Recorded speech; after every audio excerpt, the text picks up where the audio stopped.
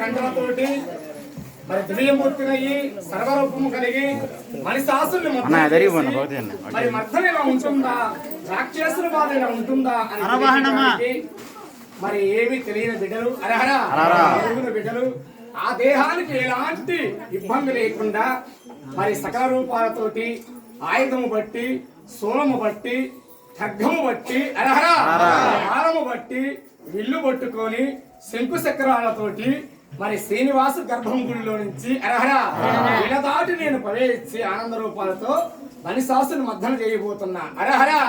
కానీ కోడి కూసేది ఏమవుతుంది కదా, ఇప్పుడు దాకా కూర్చుంటారా?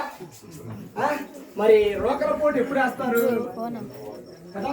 మరి కోడి గుయ్యక తలకి, రోకల పాటు పడక తలకి మనిషాసుని మద్దన చేసి అప్పుడు నన్ను శాంతి స్వరూపినిగా ప్రవేశిస్తారు. కానీ ఈ ఒక అనుగ్రహం